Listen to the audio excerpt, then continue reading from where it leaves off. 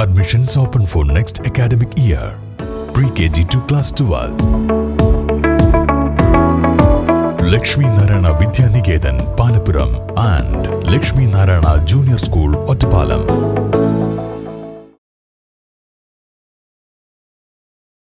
ഷൊർണൂർ നിയോജക മണ്ഡലം ബിജെപി സ്ഥാനാർത്ഥി അഡ്വക്കേറ്റ് ശങ്കു ടി ദാസിനായി വോട്ട് അഭ്യർത്ഥിച്ച് കേന്ദ്രമന്ത്രി സുരേഷ് ഗോപി.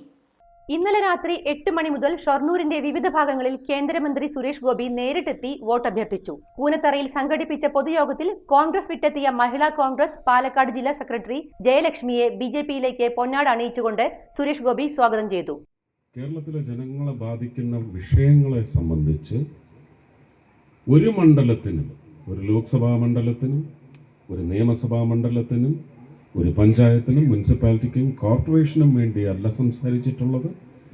കേരളത്തിലെ ഭരണ ദുരന്തത്തിന് പാത്രമായ മലയാളികൾക്ക് വേണ്ടി ടി വിയിലിരുന്ന് ശബ്ദിക്കുന്ന, അതും ഘോരഘോരമൊന്നുമില്ല, വളരെ മാന്യമായി. അതുകൊണ്ട് തന്നെ ഘോരം വാദിക്കുന്നവരെ വലിയ പേടിയായിരുന്നു, പ്രതിപക്ഷമായാലും ഭരണപക്ഷമായാലും. ശംഖുവിന് ഘോരവാദം എന്ന തരത്തിലല്ല ഭയപ്പെട്ടിരുന്നത്, വിഷയങ്ങളിലെ ദാരിദ്ര്യമില്ലായ്മ എപ്പോഴും ശംഖുവിന് നട്ടല്ലുറപ്പ് ഏകിയിട്ടുണ്ട്.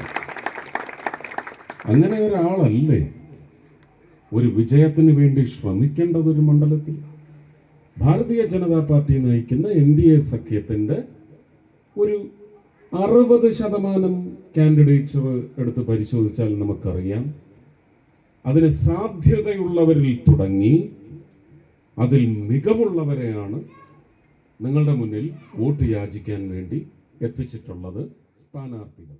ബിജെപി വെസ്റ്റ് ജില്ലാ president P Venugopal, Padmashri Ramachandra Pulavar, AP Prasad, BJP നേതാക്കൾ എന്നിവർ പങ്കെടുത്തു. കഴിഞ്ഞ നിയമസഭാ തെരഞ്ഞെടുപ്പിൽ മണ്ഡലത്തിൽ 3ാം സ്ഥാനത്ത് നിൽക്കുന്ന ബിജെപി മണ്ഡലം പിടിച്ചെടുക്കുന്നതിനായാണ് ചാനൽ ചർച്ചകളടക്കം ബിജെപിയുടെ മുഖമായി വരുന്ന ശങ്കു ടി ദാസിനെ സ്ഥാനാർത്ഥിയാക്കിയത്. മണ്ഡലം പിടിച്ചെടുക്കുമെന്ന വിശ്വാസത്തിലാണ് ബിജെപി. ഷൊർണൂരിന്റെ അടിസ്ഥാന സൗകര്യ കാര്യങ്ങളിൽ പോലും നമുക്ക് വേണ്ടത്ര പുരോഗതി നേടാൻ സാധിച്ചിട്ടുണ്ടോ സംശയമാണ്. നമ്മുടെ റോഡുകളുടെ ശോചനീയാവസ്ഥ ഇപ്പോഴും പരിഹരിക്കാൻ സാധിച്ചിട്ടില്ല. ഒരു കിടത്തി ചികിത്സയ്ക്ക് സൗകര്യമുള്ള നല്ലൊരു ആശുപത്രി നമുക്ക് ഇപ്പോഴും ഷൊർണൂരിൽ ലഭ്യമല്ല. ഒറ്റപ്പാലത്തേക്കോ മറ്റെങ്ങോ പാലക്കാട്ടേക്കോ പോകേണ്ട സാഹചര്യമാണ് ഷൊർണൂരിനുള്ളത്.